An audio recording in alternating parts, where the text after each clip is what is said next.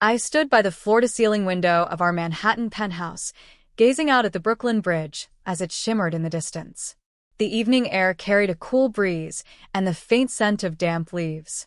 Below, the hum of the city filled the streets, a constant reminder of the millions of lives unfolding beyond the glass towers.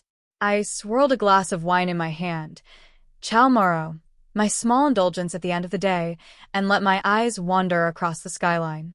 From the outside, my life was perfect. At 37, I was leading the strategic communications department at a major consulting firm. My husband, Mark, a 39-year-old renowned architect, often appeared in prestigious journals. We had achieved so much: status, security, and a luxurious apartment in the heart of the city. We were the couple people admired at cocktail parties, the example of success. But inside, something felt missing. Our marriage, once fueled by passion and adventure, had softened into predictable comfort. We still loved each other, deeply, but the electric thrill that once defined us had faded. Dates were routine, intimacy was familiar, and the wild, unrestrained spark that kept us up all night in our youth seemed like a distant memory. As I stood by the window that evening, I felt the weight of that loss. Then, unexpectedly, an email arrived that would change everything. The invitation. The subject line caught my eye, an invitation to a new kind of feeling. The sender's address was a cryptic jumble of letters, and my first instinct was to delete it. But curiosity won. Inside was a short message. Jane, you appreciate life's flavors, but perhaps you've forgotten some of its subtler hues. We sense you're ready for a new experience. Come tomorrow at 8 p.m. to the address in the attached PDF. This is a private gathering, special people only. The password is Aurora Borealis. You will either come or not. The choice is yours. Attached was an address for an old townhouse on the Upper East Side, nestled between modern towers. The words Aurora Borealis stirred something deep inside me, an ache for something unknown and unspoken.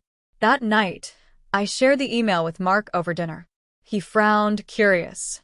"Do you want to go?" he asked, his voice soft but steady. I shrugged, brushing a strand of hair aside. "We've talked about shaking things up, right? Maybe this is it." A doorway to the unknown. The next evening, we stood before a grand wooden door with intricate carvings.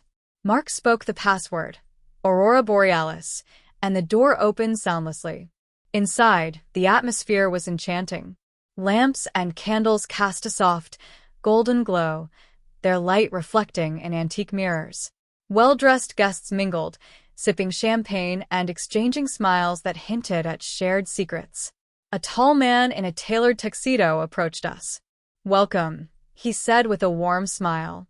"I'm Alexander, your guide to the evening.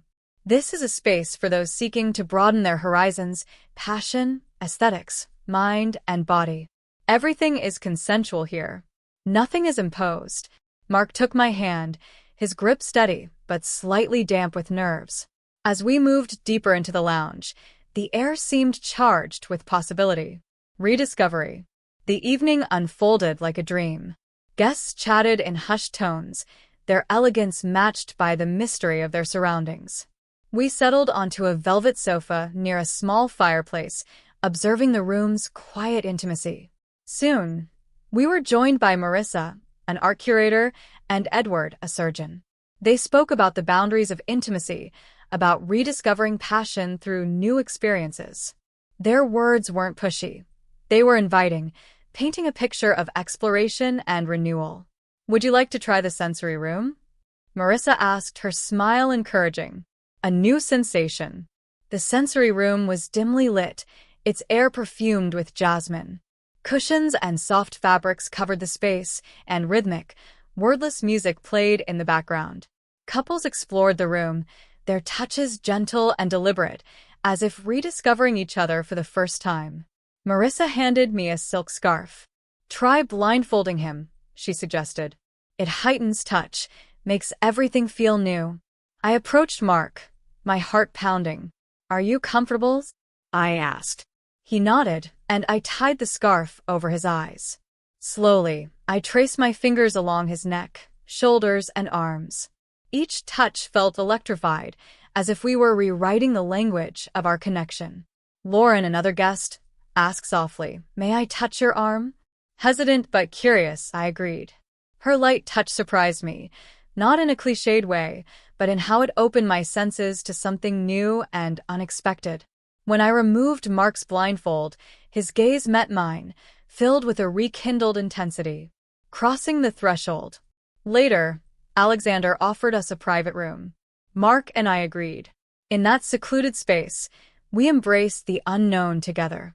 We rediscovered whispers and touches, phrases and gestures we hadn't shared in years.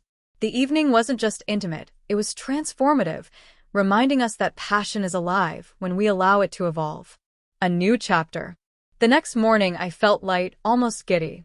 Mark called me at lunch, his voice warmer than it had been in years. "Let's do something spontaneous tonight," he said. That evening, we chose a small Japanese restaurant we hadn't visited in ages. The food tasted brighter, the laughter came easier, and the memories of our youth felt closer than ever. Standing on our terrace later, gazing at the city lights, I asked, "Would you want to explore again?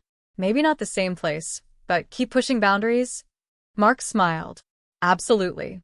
It reminded me that our love doesn't have to be static. It can grow, shift, and deepen. Aurora Borealis. The experience taught us that love, like the northern lights, is fleeting yet transformative. When we allow ourselves to explore, to break free of routines, we rediscover not just each other, but also parts of ourselves we'd forgotten. We may never return to that townhouse, but the spark it reignited will guide us forward, open, alive, and unafraid to embrace the unknown.